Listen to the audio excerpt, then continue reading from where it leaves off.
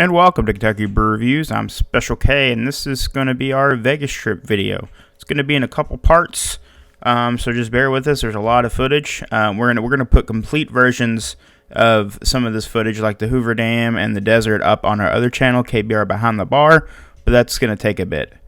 So we arrived in Vegas on a Monday after 16 hours of travel. That's layovers and waiting on the plane and stuff, and we finally arrived at our hotel, the Flamingo.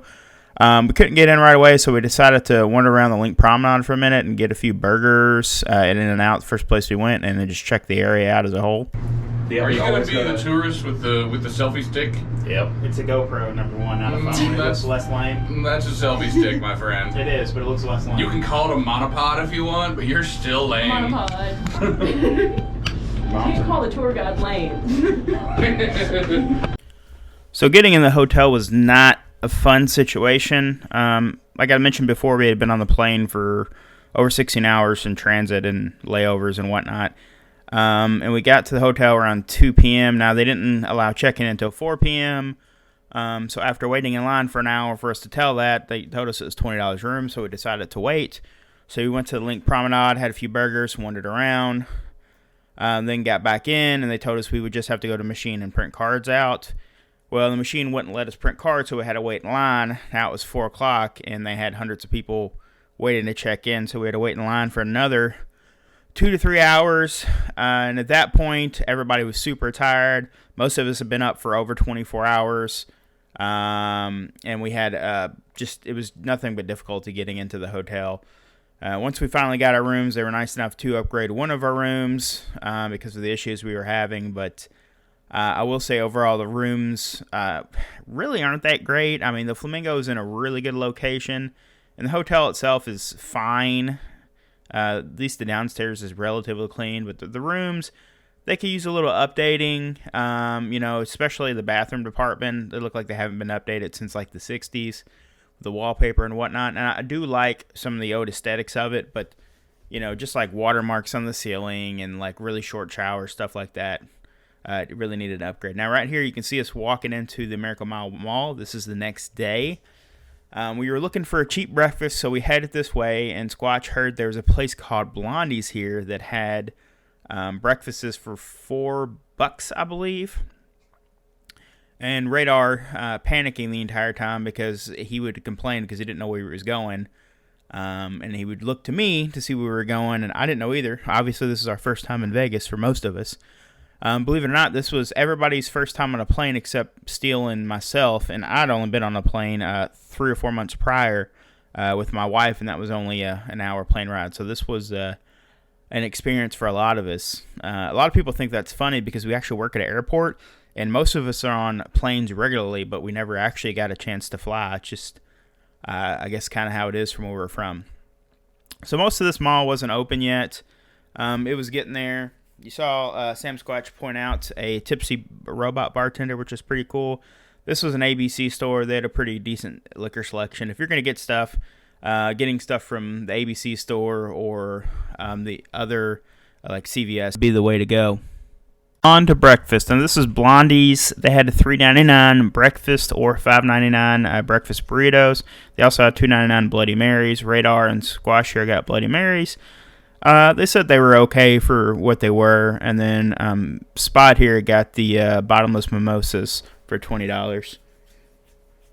So the breakfast itself, you'll see in a minute that the sausage tasted weird, but the hash brown and eggs were fine. I mean, it was a $4 breakfast. You can't really complain about it.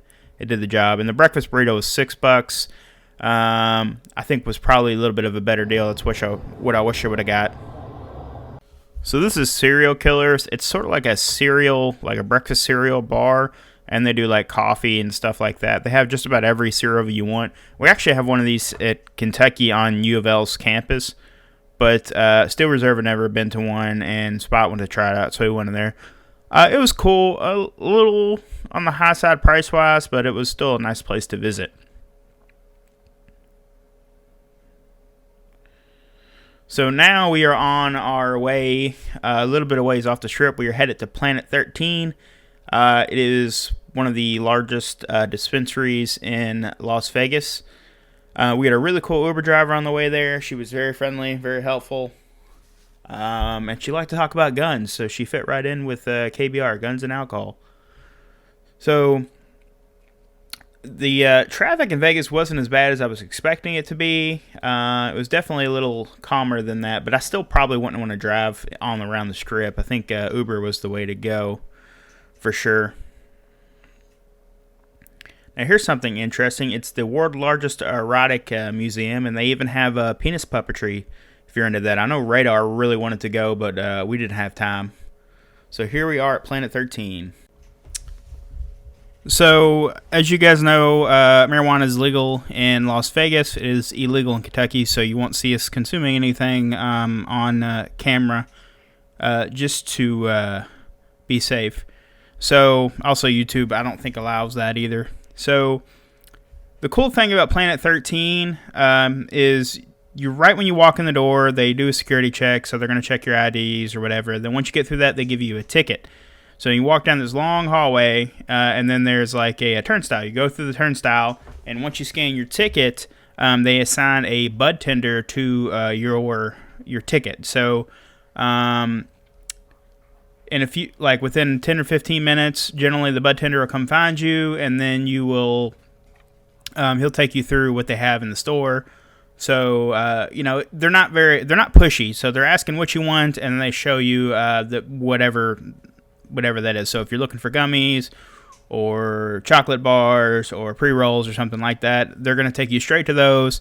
They're going to tell you the different varieties you have, and that's it. There really isn't any upselling. So we did enjoy that part of it. And having the bud tender is really helpful for people who don't know what they're looking for in the store. This is our first time at a dispensary. So you can see him right here. He was very helpful in pointing out the different strains and different types of edibles and everything else they had in the store. It was a bit overwhelming, to be honest. The store is absolutely massive when you go in. Now, we had talked to some locals previously before we went in here, and they said that this is definitely a place to check out, but keep in mind you're going to pay tourist prices when you go to this place. So, the prices were high. Generally, from what I noticed, most of the edibles were about 100 milligrams, and they were at least $30 a piece. Which from what I was used to seems to be a little high, no pun intended.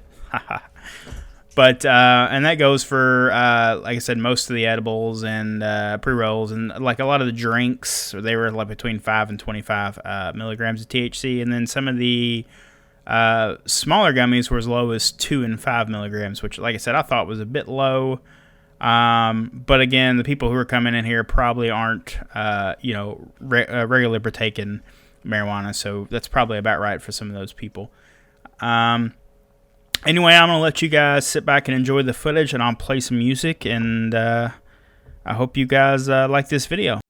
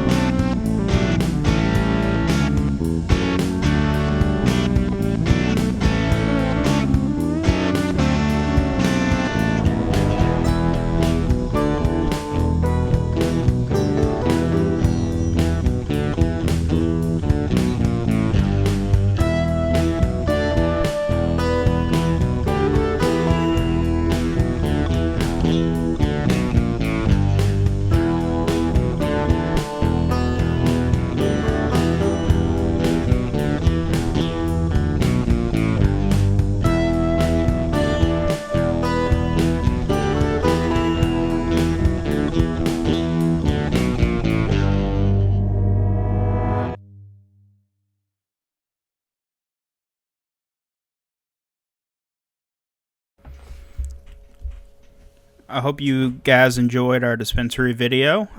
Interesting fact is you're not actually allowed to open up any of your products outside the store. They actually have cops sitting out there. Apparently, it's only legal to partake in anything you bought at the store on private property, so you have to go back to your hotel or room or something along that lines. It looks like they make quite a few of the products in store, which is kind of cool as well. I will say overall, I'm definitely glad we went to experience a distillery. Like I said, it is an overwhelming experience, and these prices are a bit high, but it's definitely somewhere I would check out if you go to Vegas, even just to walk in and look at their selection of stuff. I mean, it was pretty impressive, that's for sure. Now, this is going to be a 3-part series, so this is going to be part 1. There'll be a part 2 and part 3 of the Las Vegas trip. So you guys just hang in there with us, and we'll have that footage out probably within a week or two of each other. So thanks for watching, and I hope you guys like this video.